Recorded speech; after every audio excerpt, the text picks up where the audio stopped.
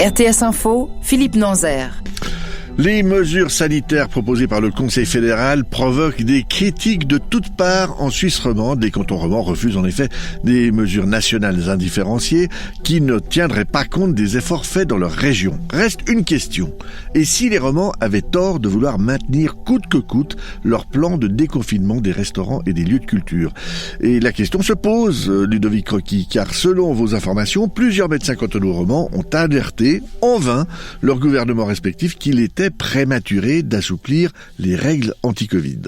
Selon une source médicale bien informée, les appels à la prudence émis par les épidémiologistes et relayés à l'interne par les médecins cantonaux d'au moins 3 cantons romans n'ont pas été suffisamment écoutés par les décideurs politiques.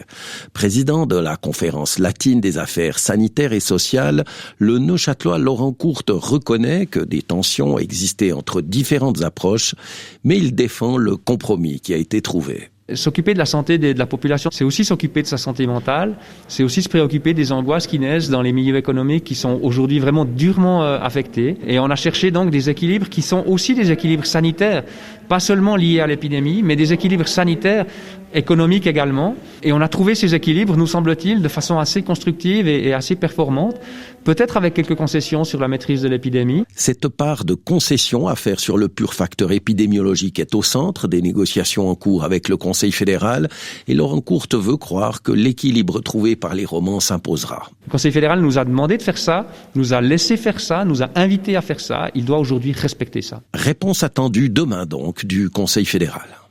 Toujours sur le front du coronavirus, c'est une bonne nouvelle pour Pékin. Le vaccin développé par l'entreprise d'État Sinopharm serait efficace à 86% selon les autorités sanitaires des Émirats arabes unis.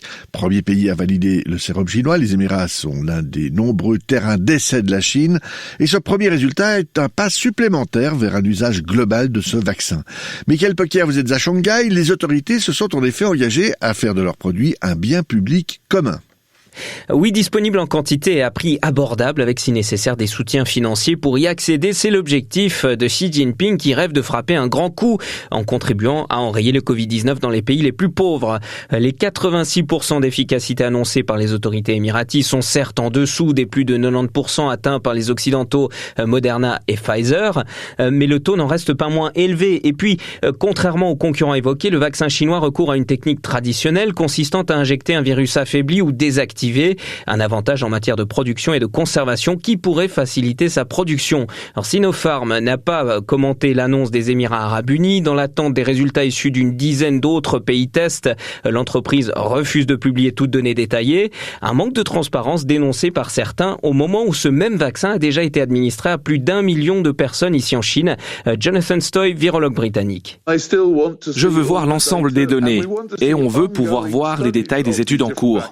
Avant de lancer une campagne de vaccination, toutes les données de sécurité nécessaires doivent être rendues publiques. Je suis très inquiet quand je vois des vaccins administrés à large échelle sans avoir été convenablement testés. C'est un vrai problème. Des critiques balayées par les autorités chinoises qui rassurent, aucun effet secondaire grave n'a été constaté jusqu'à présent. Brexit, Bruxelles et Londres se donnent jusqu'à dimanche pour trouver un accord commercial post-Brexit, une date butoir prise d'un commun accord entre la présidente de la Commission européenne, Ursula von der Leyen, et le Premier ministre britannique Boris Johnson. Bruxelles toujours où s'ouvre le sommet européen aujourd'hui, un sommet qui va peut-être permettre de sortir de l'impasse du plan de relance. Hier, une proposition allemande a été approuvée par Varsovie et par Budapest. Viktor Orban et son homologue polonais sont prêts à voter le budget et les plans de relance européens. En échange, ils pourront saisir la Cour européenne de justice pour contester le nouveau mécanisme sur l'état de droit, ce qui revient à geler ce dernier pendant au moins 2 ans. La proposition doit encore être approuvée par les autres gouvernements et par les eurodéputés, mais Varsovie et à Budapest, des mouvements citoyens mettent en garde contre un accord à minima sur l'état de droit. À Budapest, une correspondance de Florence Labruyère. Si la proposition allemande est entérinée par les autres gouvernements, Viktor Orban aura obtenu ce qu'il souhaitait, repousser aux calendes grecques l'introduction du nouveau mécanisme sur l'état de droit. Mais des associations ne l'entendent pas de cette oreille. Pour faire pression sur Bruxelles, plus de 300 000 citoyens hongrois et polonais ont écrit aux dirigeants européens. Ces citoyens réclament la mise en œuvre d'un mécanisme qui contraigne les gouvernements à respecter l'état de droit. Viktor Orban n'est pas le seul à représenter la Hongrie. Il faut écouter la population, affirme l'association hongroise La Voix. Selon une enquête récente, plus de 70% des Hongrois et des Polonais souhaitent que l'argent européen soit uniquement versé au gouvernement respectueux de l'état de droit. La crainte des associations est que le manque de fermeté des instances européennes encourage Budapest et Varsovie à saper encore un peu plus la démocratie. Florence Labruyère pour RTS Info, Budapest. Football, dans le cadre de la Super League, hier, Servette a remporté son premier succès de la saison à l'extérieur en battant Vaduz 2-0. Sion s'est incliné sur sa pelouse face à Bâle sur le score de 4-2 et Saint-Gall s'est imposé à l'extérieur 2-1 face à Zurich. Météo, aujourd'hui, il y aura encore du stratus sur le plateau, autour du Léman et dans le Chablais. Ailleurs, le temps sera bien ensoleillé. Les températures restent fraîches puisque le mercure ne va pas dépasser les 4 degrés au meilleur de la journée. Pour demain, Météo Suisse annonce des nuages et des précipitations avec une limite pluie-neige qui se situera vers 1200 mètres.